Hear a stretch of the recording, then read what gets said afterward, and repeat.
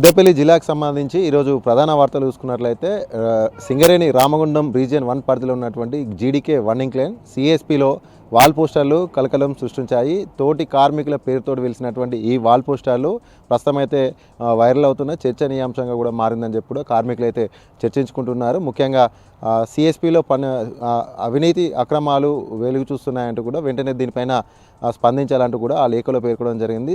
సిఎస్పిలో పనిచేస్తున్నటువంటి ఓ ప్రముఖ అధికారి, అలాగే ఓ గుర్తింపు సంఘానికి సంబంధించినటువంటి మరొక కార్మిక నేత ఇద్దరు కూడా సిఎస్పిలో అక్రమాలకు పాల్పడుతున్నారు. పెద్ద ఎత్తున కూడా లోడర్లు తిరగకుండా కూడా ఖాళీ లోడర్లను తిప్పుతూ రీడింగులు రాస్తూ ప్రైవేటు వ్యక్తులకు లక్షల్లో బిల్లులు కట్టబెడుతున్నారంటూ కూడా ఆ లేఖలో పొందుపరిచారు. అంతేకాకుండా కూడా అనేక ఫైరవీలు రిలే బిలో కావచ్చు, సిలో కావచ్చు, అనేక వర్క్ ప్లేస్లలో కూడా పెద్ద ఎత్తున కూడా లంచాలు తీసుకొని కూడా అధికారులు అయితే వ్యవహరిస్తున్నారు. దానికి ఓ కార్మిక నేత కూడా అండగా ఉన్నాడంటూ కూడా ఆ లేఖలో అయితే పేర్కొనడం జరిగింది.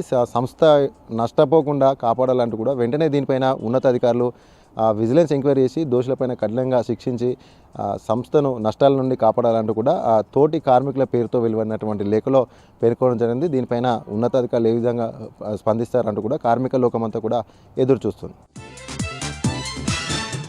అలాగే మరొక ప్రధాన వార్త చూసుకున్నట్లయితే ప్రపంచ మత్స్యకారుల దినోత్సవం సందర్భంగా మంతని పట్టణ కేంద్రంలో ఉన్నటువంటి పాత పెట్రోల్ బంక్ నుండి అంబేద్కర్ చౌరస్తా వరకు మత్స్యకారుల ఆధ్వర్యంలో భారీ ర్యాలీ నిర్వహించారు. అనంతరం అంబేద్కర్ చౌరస్తా వద్ద మత్స్యకారులు వలలు విసురుతూ చేపలు పట్టే విధానాన్ని ప్రదర్శించి చూపించారు. ఈ సందర్భంగా జిల్లా మత్స్యకారుల సంఘం అధ్యక్షుడు క్రాంతికుమార్ మాట్లాడుతూ గత బీఆర్ఎస్ పాలనలో మత్స్యకారులు సుభిక్షంగా ఉన్నారు, అనేక సంక్షేమ పథకాలు మత్స్యకారులకు అందాయి, అలాగే చేపల పంపిణీ కూడా సమయానికి అందింది కాబట్టి మత్స్యకారులంతా కూడా సంతోషంగా ఉన్నారు. కానీ కాంగ్రెస్ ప్రభుత్వంలో కూడా మత్స్యకారులను అయితే చిన్నచూపు చూస్తుంది కాంగ్రెస్ ప్రభుత్వం అంటూ కూడా ఆయన వ్యాఖ్యానించారు. దీని పట్ల కూడా చేప పిల్లల పంపిణీ కూడా ఇప్పటివరకు కూడా పెద్ద ఎత్తున జాప్యం జరిగింది, తద్వారా మత్స్యకారులు నష్టపోతున్నారంటూ కూడా ఆయన వ్యాఖ్యానించారు. వెంటనే కాంగ్రెస్ ప్రభుత్వం మత్స్యకారులపైన మరొకసారి ఆలోచించి వారి సంక్షేమానికి కృషి చేయాలంటూ కూడా ఆయన కోరారు.